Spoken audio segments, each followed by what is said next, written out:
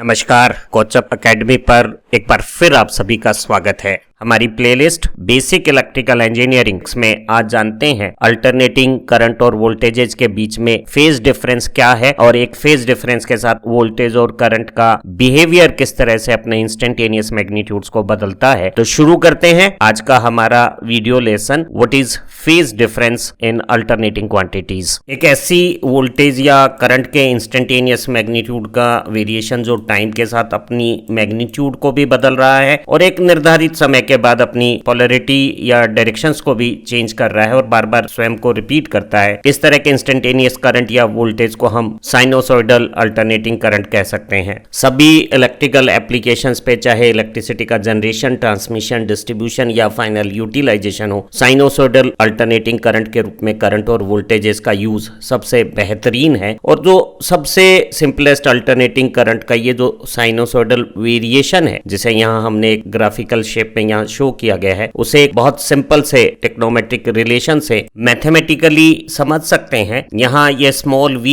और small i वो instantaneous voltage और करंट के मैग्नीट्यूड्स हैं जो टाइम के साथ वेरिएशन कर रहे हैं। यहाँ ये जो टाइम का वेरिएशन ओमेगा से मल्टीप्लाई होकर एक एंगल मेजरमेंट बन जाता है, जिसे हिंदी में कोणांक और अंग्रेजी में आर्ग्यूमेंट कहते हैं। और जब समय बदलता है तो ये आर्ग्यूमेंट बदलने से इसका ये जो टेक्नोमेट्रिक साइनोसॉइडल फॉर्मेट है, जया रूप है, वो बदलता है और इसे एक नियतांक Vm या Im ये विभव के लिए अधिकतम पीक, शिखर, मान या आयाम कहलाया जा सकता है, जो पॉजिटिव डायरेक्शन और सिमेट्री होने से नेगेटिव डायरेक्शन में सेम मैग्नीट्यूड का है। तो जब हम पीक मैग्नीट्यूड से या आयाम से इस साइन फंक्शन को मल्टीप्लाई करते हैं तो समय बदलने के साथ इंस्टेंटेनियस मैग्नीट्यूड का ये वेरिएशन यहाँ जैसा दिख रहा है वैसा इस मैथमेटिकल इक्वेशन से रिप्रेजेंट होगा। एक साइनोसॉइडल वेरिएशन में करंट की एक डायरेक्शन या वोल्टेज की एक पोलैरिटी रहती है और एक निर्धारित समय के बाद, जैसा हमने ग्रीन हाईलाइट में दिखाया था, धारा एक दिशा की बजाय यहाँ पीली हाईलाइट के अनुसार अपनी दिशा बदल लेती है या वोल्टेज की पोलैरिटी चेंज हो जाती है और ये बदलाव निर्धारित समय के बाद स्वयं को दोहराते हैं। एक पॉजिटिव मैग्नीट्यूड का वेरिएशन और नेगेटिव मैग्नीट्यूड्स के वेरिएशन के समूह को, सेट को हम साइकिल कहते हैं और साइकिल के समय अंतराल को आवर्तकाल कहते हैं, जिसे कैपिटल T से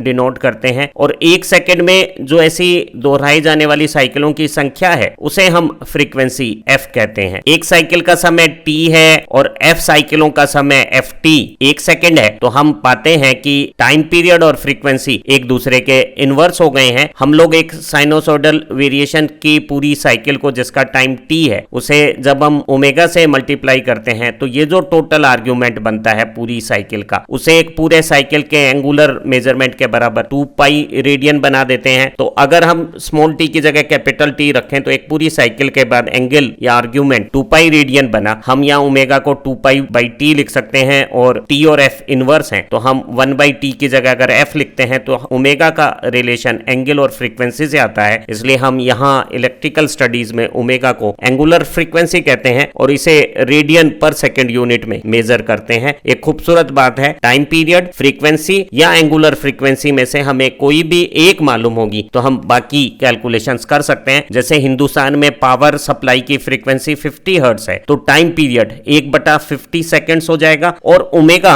एंगुलर फ्रीक्वेंसी 2 पाई f के हिसाब से f 50 रखें तो 100 पाई रेडियन पर सेकेंड हो जाएगी। हमने जाना है कि एक पूरे साइक्लिक वेरिएशन में जो अलग अलग मैग्नीट्यूड्स हैं उनकी एक यूनिक एकांक की अलग पोजीशन है। जैसे ये मैग्नीट्यूड एक क्वार्टर साइकिल में 0 से t/4 के बीच में लगातार इंक्रीज होता है और t/4 पे पीक मैग्नीट्यूड पा लेता है। उसके बाद अगले क्वार्टर में आधी साइकिल के ड्यूरेशन t/2 तक ये घटता हुआ न केवल अपना पॉजिटिव हाफ साइकिल पूरा करता है बल्कि उसी घटने को जारी रखते हुए उल्टी डायरेक्शन में नेगेटिव पीक पाके 0 बनाता है। तो आप देखेंगे कि यहाँ हर मैग्नीट्यूड अलग अलग यूनिक कंडीशंस रख रहा है। यहाँ हम देखेंगे कि A और E दोनों पे मैग्नीट्यूड अधिकतम शिखर पॉजिटिव मान का आधा है, लेकिन A पे ये वैल्यू समय के साथ इंक्रीज होने वाली कंडीशंस में है, वहीं ई पे समय अगर बढ़ता है तो ये वैल्यू घटने के क्रम में चलती है। तो आप देखेंगे कि सारी वैल्यूज हैं वो एक यूनिक अलग हिसाब किताब रखती हैं और इस पूरे सेटअप को अलग अलग पोजीशंस के इंस्टेंटेनियस मैग्नीट्यूड को रिप्रेजेंट करने के लिए एक टर्म का इस्तेमाल होता है, उसे हम अंग्रेजी में फेज और हिंदी में कला कहते हैं। और इस कला को हम समय के रूप में पढ़ सकते हैं और एंगल के रूप में भी पढ़ सकते हैं, और एंगल को रेडियन और डिग्री दोनों इकाइयों में पढ़ा जा सकता है। और हम लोग जानेंगे कि पुराने अनुभव और कन्वीनियंस के हिसाब से कला को डिग्री सिस्टम में पढ़ना ज्यादा आसान है। पूरी साइकिल के टाइम पीरियड को टी या पूरे साइकिल के एंगल को रेडियन में 2 पाई या डिग्री में 360 डिग्री ले लें तो इसके अलग अलग अंशों के रूप में ताक्षणिक मान को समझा जा सकता है। सी पे पॉजिटिव पीक आता है, इस कंडीशन को हम टी का 1/4 टाइम ड्यूरेशन कह सकते हैं, इसे 2 पाई का 1/4 π/2 रेडियन पोजीशन कह सकते हैं, या सबसे कन्वीनियंट 90 डिग्री का फेज कह सकते हैं। इसी तरह से ये बढ़ते हुए पॉजिटिव पीक का आधा 30 डिग्री का फेज हो सकता है। ये √3/2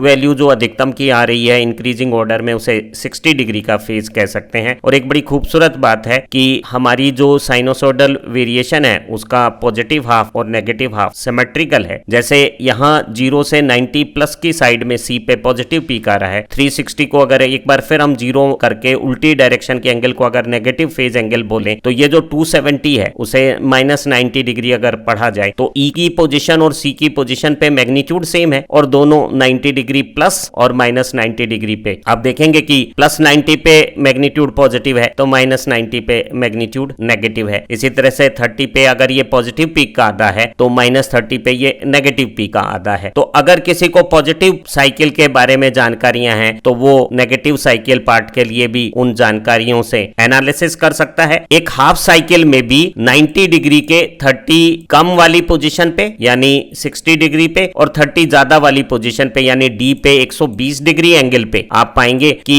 इंस्टेंटेनियस मैग्नीट्यूड सेम है। बस फर्क ये है कि 0 से 90 तक ये लगातार इंक्रीजिंग ऑर्डर में है और 90 से ऑनवर्ड्स ये डिक्रीजिंग ऑर्डर पे है। तो अगर हम 0 से 90 के बीच में साइनोसोडल वेरिएशन को ज्यादा गहराई से समझ लेते हैं तो हमें साइनोसोडल वेरिएशन को समझने में आसानी रहती है। जरा जानते हैं कि 0 से 90 के बीच में साइनोसोडल वेरिएशन क्या बारीक बातें रखता है। एक साइनोसोडल वेरिएशन जो यहाँ काली गहरी लाइन में शो किया हुआ है और एक लीनियर वेरिएशन जो यहाँ हल्की स्ट्रेट लाइन से रिप्रेजेंट हो रहा है, इन दोनों में एक भारी अंतर है। अगर दोनों की समय की शुरुआत में मान समान हो और दोनों अपने अधिकतम शिखर मान के बराबर मान पे एक ही स्थिति पे आ रहे हैं तो हम पाते हैं कि जो साइनोसोडल क्वांटिटी है वो तेजी से बदलते हुए अपने अधिकतम शिखर मान का आधा मान 1/3 अंतराल में यानी 30 डिग्री की कला में ही प्राप्त कर लेती है, जबकि एक रेखीय लीनियर चेंज है वो अपना आधा मान 90 के आधे 45 डिग्री की कला में पाएगा। और उसी समय एक साइनोसोडल वेरिएशन आप देखेंगे कि अपने अधिकतम के 70.7% वैल्यूज पे पहुंच गया है। एक साइनोसोडल मैग्नीट्यूड 0 क्रॉस के समय तेजी से बदल रहा है और वो पहले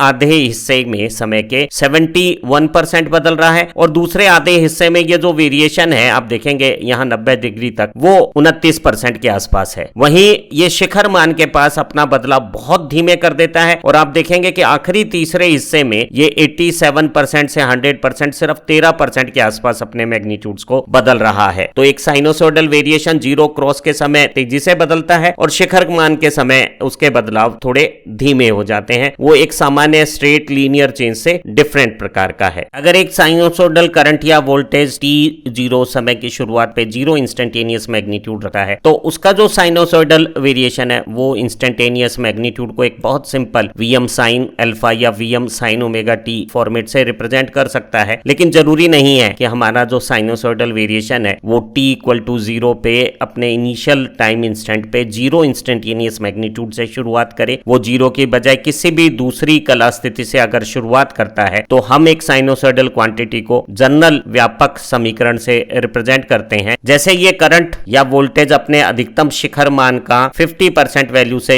शुरुआत हो रही है और वो इंक्रीज हो रही है तो इसकी शुरुआती स्थितियां t0 पे 0 मान की नहीं है। तो ऐसी साइनोसोडल करंट या वोल्टेज को रिप्रेजेंट करते हुए हम यहाँ आर्ग्यूमेंट जो समय के साथ बदलता है उसके साथ एक और कोण का इस्तेमाल करते हैं और इस कोण को हम फेज एंगल या कला कोण कहते हैं और ये कला कोण तय करेगा कि हमारा जो साइनोसोडल वेरिएशन है उसकी t0 पे इंस्टेंटेनियस मैग्नीट्यूड की कंडीशन किस प्रकार की है। इस थीटा को जो साइनोसोडल वेरिएशन के t0 इंस्टेंटेनियस मैग्नीट्यूड से रिलेट करता है उसे हम फेज एंगल कहते हैं। मुझे जानकारी है कि 30 डिग्री के कला कोण की स्थिति पे साइनोसॉइडल वेरिएशन का ताक्षणिक मान अधिकतम पॉजिटिव का आधा होता है। तो अगर मेरी कोई वेरिएशन अधिकतम पॉजिटिव के आधे से शुरू होती है और वो इंक्रीजिंग ऑर्डर में है तो उसका कला कोण 30 हो जाएगा। और अब इंस्टेंटेनियस मैग्नीट्यूड समय के साथ इस थीटा वैल्यू को जोड़ने के बाद जो पोजीशंस बनती है उसके अनुसार बदलेगा। अर्थात जब ये पूरा कोण 90 डिग्री हो, जब ये 100 पाई टी, हालांकि टी का मान अगर सेकंड में रखेंगे तो ये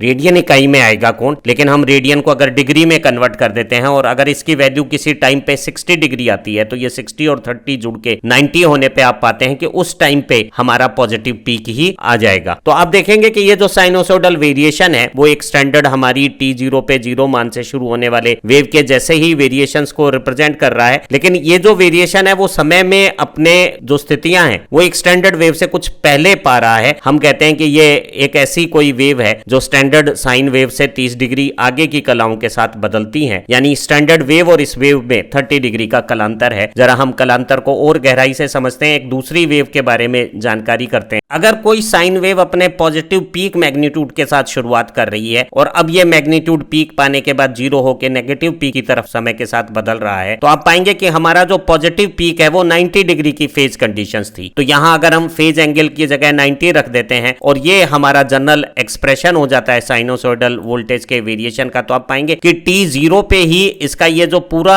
आर्ग्यूमेंट 0 और फेज एंगल 90 के साथ ये मैग्नीट्यूड 90 होने से साइन 91 होता है। तो इंस्टेंटेनियस मैग्नीट्यूड 100 into 1 पूरा पीक मैग्नीट्यूड हो गया है। तो आप देखेंगे कि ये जो वेरिएशन है वो एक स्टैंडर्ड साइन वेव से कला में 90 डिग्री आगे रहते हुए अपने बदलाव को कर रहा है। एक स्टैंडर्ड साइन वेव 180 आधी साइकिल के बाद 0 क्रॉस करती थी। ये जो हमारा 90 डिग्री फेज वाला साइनोसॉइडल वेरिएशन है वो क्वार्टर साइकिल के बाद ही, यानी 180 की बजाय सिर्फ 90 डिग्री के अंतराल के बाद ही 90 डिग्री पहले समय में अपने उस कंडीशंस को पा रहा है जो एक स्टैंडर्ड साइन वेव प्राप्त कर रही है। हमने पिछली वीडियो में डिटेल से पाया था कि अगर कोई साइन वेव नेगेटिव पीक से शुरुआत करती है और उसके बाद वो 0 वैल्यू पाके पॉजिटिव हाफ साइकिल को ट्रेवल करती है तो उसकी ये जो कला स्थिति है वो -90 की कला स्थिति है। और साइन ओमेगा टी -90 को कोई माइनस को साइन फंक्शन कह के भी रिप्रेजेंट कर सकता है। और आप देखेंगे कि ये जो वेव है वो समय में 90 डिग्री की कला आने के बाद वैसी स्थितियां पालेगी जो स्टैंडर्ड साइन वेव की t0 कंडीशंस पे, जैसा कि हमने यहाँ नीली कर्व से दिखाया हुआ है, उस तरह की होंगी। तो आप पा रहे हैं कि ये जो मेरी 90 डिग्री माइनस कला कोण की वेव है वो वैसी ही स्थितियां पा लेती है जो एक स्टैंडर्ड साइन वेव की है, लेकिन ये सारी स्थितियां समय में 90 डिग्री बाद आती हैं। तो ये समय में 90 डिग्री पिछड़कर अपना बदलाव कर रही है, ऐसा हम समझ सकते हैं। एक स्टैंडर्ड साइन वेव जब t0 पे 0 इंस्टेंटेनियस मैग्नीट्यूड से शुरू होती है तो वो 45 डिग्री की कला स्थिति पे अपने अधिकतम पॉजिटिव पीक का 70.7% वैल्यू प्राप्त कर लेती है। और क्योंकि पॉजिटिव सेक्शन और नेगेटिव सेक्शन में ओड सिमेट्री है तो ये 45 डिग्री पॉजिटिव एंगल पे जितना पॉजिटिव चेंज होगी उतना ही नेगेटिव 45 डिग्री पे नेगेटिव चेंज होगा। तो अगर कोई साइनोसॉइडल वेरिएशन अपने पीक मैग्नीट्यूड के नेगेटिव 70.7% वैल्यू से शुरू हो रहा है और इंक्रीजिंग ट्रेंड पे है तो इसकी कला स्थिति को हम तुलना करके -45 डिग्री की कला स्थिति मान सकते हैं। और अब ये वेरिएशन समय के साथ एक स्टैंडर्ड साइन वेव से 45 डिग्री पिछड़कर पीछे रहते हुए हो रहा है। तो हमने देखा कि हम अलग अलग कला स्थितियों से शुरू होने वाली वेव को स्टैंडर्ड साइन वेव से कंपेयर करके देख सकते हैं कि उन दोनों के बीच में कितना कलांतर है। जरा कलांतर को दो एक साथ तरंगों की तुलना करते हुए समझते हैं ताकि हमारा विषय समझ ज्यादा बेहतर हो सके और हम बाद के डिटेल एनालिसिस में भी इस कंसेप्ट फेज डिफरेंस या कलांतर का प्रयोग कर सकें। एक सरल उदाहरण के साथ शुरुआत करते हैं। एक सरल उदाहरण से कलांतर समझे उससे पहले एक और फंडामेंटल कंसेप्ट को समझते हैं। किसी भी जया प्रत्यावर्ती विभव या धारा को, साइनोसॉइडल अल्टरनेटिंग करंट को, जो इंस्टेंटेनियस मैग्नीट्यूड का वेरिएशन है उसे हम शिखर या पीक मैग्नीट्यूड के साथ फ्रीक्वेंसी या एंगुलर फ्रीक्वेंसी का इस्तेमाल करते हुए साथ में t0 पे जो कला स्थिति है उसको रिप्रेजेंट करते हुए कला कोण के साथ इस तरह से ग्रीन हाईलाइट में आए हुए एक्सप्रेशन से रिप्रेजेंट कर सकते हैं। यहाँ ओमेगा और टी का ये जो मल्टीप्लीकेशन है, टी सेकंड में और ओमेगा रेडियन पर सेकंड में हो तो ये जो एंगल है वो रेडियन इकाई में आ रहा है। तो एक ट्रू मैथमेटिकल सेंस में हमें कला कोण थीटा को भी रेडियन इकाई में लिखना चाहिए और ये जोड़ करते समय दोनों समान यूनिट सिस्टम के साथ समेशन होना चाहिए। लेकिन हम सुविधा के लिए थीटा को डिग्री में लिखना पसंद करते हैं, और जब जोड़ जैसी अगर गणनाएं करनी हो तो जो रेडियन एंगल में कहीं पाई नोटेशन आ रहा है वहां पाई की जगह 180 करके इन दोनों को डिग्री में बदलकर फिर साइन कैलकुलेशंस कर सकते हैं। लेकिन यहां इसे डिग्री में रखने का एक लाभ प्रत्यक्ष है, वो ये है कि हमें अक्सर कला कोण कितना है वो या ताक्षणिक मान किस तरह से बदलता है वो गणनाएं हमारे लिए इतनी महत्वपूर्ण नहीं होती, बल्कि हमारे लिए ज्यादा महत्वपूर्ण होता है कि दो साइनोसोडल वेरिएशंस की कलाओं में अंतर कितना है, कलांतर कितना है। तो जब हम कलांतर की गणनाएं करते हैं तो जिन तरंगों का हम आपस में तुलना करते हैं वो समान आवृत्ति की होती हैं या उनकी कोणीय आवृत्तियां भी समान होती हैं, तो समय के साथ ये जो कोणांक ओमेगा टी पार्ट है वो दोनों में समान होता है, तो अंतर करते समय ये ओमेगा टी घटाते समय कट जाता है, तो हमें जो अंतर आता है कलांतर कोण का या फेज एंगल का वो अगर थीटा डिग्री में है तो सीधा डिग्री में प्राप्त हो जाएगा, और डिग्री में कैलकुलेशंस को आगे मैथमेटिकल एनालिसिस में इस्तेमाल करना हमें अधिक सुविधाजनक रहेगा। इसलिए जब हम सामान्य तौर पे इस तरह के जनरल एक्सप्रेशंस को लिखते हैं तो यहाँ एक स्टैंडर्ड मैथमेटिकल प्रैक्टिस की बजाय कुछ अलग तरीके से काम करते हैं। ओमेगा टी रेडियन में है लेकिन थीटा को डिग्री में लिखना पसंद करते हैं, कला कोण को डिग्री में बताना पसंद करते हैं। अगर हम दो अलग अलग इलेक्ट्रिकल क्वांटिटीज, वो दोनों वोल्टेज हो सकती हैं, दोनों करंट हो सकती हैं, कोई एक वोल्टेज और दूसरी करंट हो सकती हैं, उनमें जब फेज डिफरेंस कलांतर की गणनाएं कर रहे होते हैं तो ये बहुत ज्यादा जरूरी है कि दोनों तुलना की जाने वाली वेव्स की फ्रीक्वेंसी या टाइम पीरियड सेम हो, अर्थात दोनों समान समय में अपनी साइकिल्स को पूरा करें ताकि उनमें जो कलांतर है वो नियत बना रहे। अगर दो अलग अलग फ्रीक्वेंसीज की वेव्स का अगर हम कंपैरिजन करेंगे तो हम पाएंगे कि उनकी कलाओं में समय के साथ लगातार अंतर आता रहेगा। कभी वो अगर समान कला में है तो कुछ समय बाद विपरीत कलाओं में भी आ सकती हैं, तो ऐसी स्थितियों में कलांतर की गणना कोई अर्थ नहीं रखेंगी। तो कलांतर केवल उन्हीं तरंगों के बीच में ज्ञात करना है जिनकी आवृत्तियां परस्पर समान हो। हमारे सर्किट्स में अलग अलग तरह के पैसिव कंपोनेंट्स हो सकते हैं। अगर एक इलेक्ट्रिक सर्किट में सिर्फ प्योर रेजिस्टिव एलिमेंट्स हैं तो ऐसे सर्किट में अगर हम एक साइनोसोडल अल्टरनेटिंग वोल्टेज का एक्साइटेशन देते हैं तो जो सेम फ्रीक्वेंसी की करंट आती है उन दोनों के फेज सेम होते हैं। अर्थात अगर मैं वोल्टेज को स्टैंडर्ड ऐसी वेव मान लूं जिसका t0 पे इंस्टेंटेनियस मैग्नीट्यूड 0 है तो मैं पाऊंगा कि करंट भी सेम फेज का होगा, और ऐसे स्थिति में दोनों के न केवल मैथमेटिकल एक्सप्रेशन एक जैसे हैं बल्कि दोनों के पॉजिटिव पीक भी एक ही समय स्थिति पर आ रहे हैं, और दोनों डिक्रीज होते समय जीरो क्रॉस पॉजिटिव से नेगेटिव होने का भी एक साथ बनाएंगे, नेगेटिव पीक भी एक साथ आएंगे। अर्थात हम कह सकते हैं कि एक प्योर रेजिस्टेंस में वोल्टेज और करंट दोनों हर समय समान कला की स्थितियों में परिवर्तन हो रहे हैं। अगर एक इलेक्ट्रिक सर्किट में रेजिस्टेंस और इंडक्टेंस दोनों हो तो ऐसे सर्किट को हम एक आरएल सर्किट कहते हैं, और प्रतिरोध और प्रेरकत्व दोनों वाले रेजिस्टेंस इंडक्टिव दोनों प्रॉपर्टी रखने वाले आरएल सर्किट में अगर हम स्टैंडर्ड वोल्टेज देते हैं इंस्टेंटेनियस मैग्नीट्यूड t0 पे 0 रखने वाली, जिसका कि एक्सप्रेशन में कला कोण को हमने 0 लिया तो ये इंस्टेंटेनियस मैग्नीट्यूड शिखर मैग्नीट्यूड के साथ साइन ओमेगा टी रूप रखता है, तो हमारा जो आरएल सर्किट का करंट है वो कला में वोल्टेज से थीटा डिग्री पीछे रहता हुआ यहाँ माइनस साइन के साथ हम यहाँ प्रदर्शित करेंगे। और इन दोनों के जो वेरिएशन है यहाँ पीली हाईलाइट में देखिए, ये ऊपर हमने वोल्टेज का वेरिएशन दिखाया हुआ है और ये नीचे करंट का वेरिएशन है, और इन दोनों वेरिएशंस में आप देखेंगे कि जो वोल्टेज की कला स्थिति है वैसी ही कला स्थिति करंट की आएगी, लेकिन वो समय में कुछ देर बाद आती है, तो करंट यहाँ वोल्टेज से कला में थीटा पीछे के साथ रहते हुए बदलता है। हमारे आरएल सर्किट में वोल्टेज से जो करंट आ रहा है वो दोनों सेम फ्रीक्वेंसी के हैं, दोनों की एंगुलर फ्रीक्वेंसी या लीनियर फ्रीक्वेंसी या टाइम पीरियड सेम है, तो हमारी जो वोल्टेज है वो अपने जीरो इंस्टेंटेनियस से पॉजिटिव और नेगेटिव साइकिल पूरा करते हुए एक बार दोबारा जीरो इंस्टेंटेनियस मैग्नीट्यूड बनाते हुए अगली साइकिल का रिपीटिशन एक टाइम पीरियड के बाद कर रही है। तो आप देखेंगे कि करंट वेव भी जो अपने किसी नेगेटिव मैग्नीट्यूड से शुरू होके जीरो वैल्यू पाके पूरा पॉजिटिव हाफ करके नेगेटिव साइकिल का वो बचा हुआ हिस्सा जो यहाँ ट्रेवल हो गया था उसके बाद बचा हुआ हिस्सा पूरा करके एक फिर नए रिपीटिशंस की तैयारी उतने ही समय में कर लेती है जितने समय में हमारा वोल्टेज वेरिएशन का एक साइक्लिक वेरिएशन हुआ है। तो दोनों के पूरे एक साइकिल और पूरी साइकिल का जो 360 डिग्री कला बनाने का जो समय अंतराल है वो एक समान है। अगर हम वोल्टेज के वेरिएशन और करंट के वेरिएशंस के बीच में इस कला कोण को समझें तो हम पाते हैं कि थीटा कोण बाद जो करंट की स्थिति है वो वैसी है जैसे वोल्टेज की T0 कंडीशंस पे थी। और अब T0 के बाद जिस तरह से वोल्टेज ने अपना बदलाव पूरी आधी साइकिल में किसी T/2 टाइम इंटरवल में किया था, उतनी ही टाइम इंटरवल में हमारी करंट की वेव भी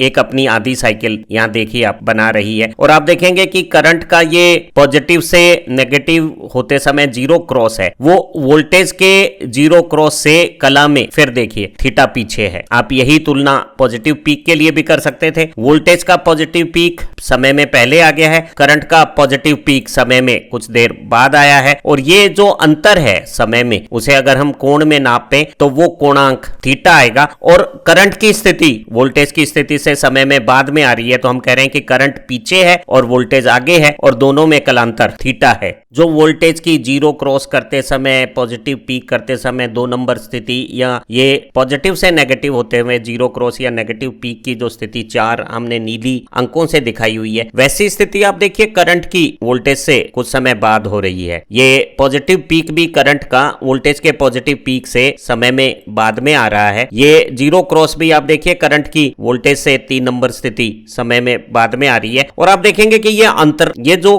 कला की स्थिति में अंतर है, चाहे वो जीरो इंस्टेंटेनियस मैग्नीट्यूड का हो, पॉजिटिव पीक का हो या नेगेटिव पीक का हो, ये अंतराल बराबर है। और करंट हर कला स्थिति में वोल्टेज की कला से थीटा पीछे की कला के साथ है। हमारे किसी दूसरे सर्किट में ये कलांतर थीटा कोई और मान रख सकता है, और करंट वोल्टेज से आगे की कला में होते समय यहां प्लस थीटा भी हो सकता है। तो आप देखेंगे कि दो समान फ्रीक्वेंसी की जो तरंगे हैं उनके बीच में कलांतर पूरी चक्रीय परिवर्तन के दौरान एक समान बना रहता है। और सबसे बेहतरीन है कि हम कलांतर की गणना करते समय जीरो क्रॉस करते हुई जो स्थितियां हैं, जो डायरेक्शन अल्टरेशन के दौरान आती है, जैसे ये 1-1 या ये 3-3, इनमें तुलना करें। ध्यान रहे तुलना करते समय 1 की तुलना इस 3 से नहीं करनी है, क्योंकि ये भी जीरो है, ये भी मान जीरो क्रॉस का है, लेकिन ये 1 नंबर स्थिति नेगेटिव से पॉजिटिव होते हुए जीरो है, जबकि 3 नंबर स्थिति पॉजिटिव से नेगेटिव होते हुए जीरो है। तो हम ऐसी स्थितियों के अंतर से जो समय में आ रही है हमारे सामने, उससे दो तरंगों के बीच में कलांतर की जानकारी प्राप्त कर सकते हैं। और जो तरंग समय में पहले आ रही है, जैसे यहाँ नीला 1 नंबर स्थिति जो वोल्टेज की है, वो करंट से थीटा एंगल पहले आ रही है, तो हम कह रहे हैं कि वोल्टेज करंट से थीटा आगे है, या करंट वोल्टेज से थीटा कला कोण पीछे की कला में है। और यह कला कोण थीटा का मान अलग अलग परिपथ स्थितियों में अलग हो सकता है, और करंट लैगिंग के बजाय लीडिंग कंडीशंस पे भी हो सकता है। हम जब विषय को और गहराई से जानेंगे तो इस विषय के बारे में और जानकारियां हमें समझ आएगी, और हम पाएंगे कि करंट और वोल्टेज के बीच में कलांतर से परिपथ की शक्तियों का निर्धारण होगा। और कला कोण समझना किसी भी प्रत्यावर्ती परिपथ को समझने के लिहाज से सबसे महत्वपूर्ण जानकारी है। हम अपनी अगली वीडियो में इंस्टेंटेनियस ये जो वेरिएशन है मैग्नीट्यूड का, वो कितने नियत धारा के बराबर है, या अल्टरनेटिंग करंट की एवरेज और आरएमएस वैल्यूज क्या है, उसके बारे में जानकारी प्राप्त करेंगे। और हमारी दूसरी वीडियोस से आप power calculation, power factor calculations के बारे में भी जानकारियां कर सकते हैं। अगर आपको हमारा ये लर्निंग लेसन्स पसंद आ रहा है तो इसे अपने दोस्तों के साथ शेयर कीजिएगा, और चैनल को सब्सक्राइब करते समय बेल आइकन भी प्रेस कीजिएगा, ताकि आपको हमारे सारे नए वीडियो लेसन्स के बारे में जानकारियां मिलती रहे। Thank you very much.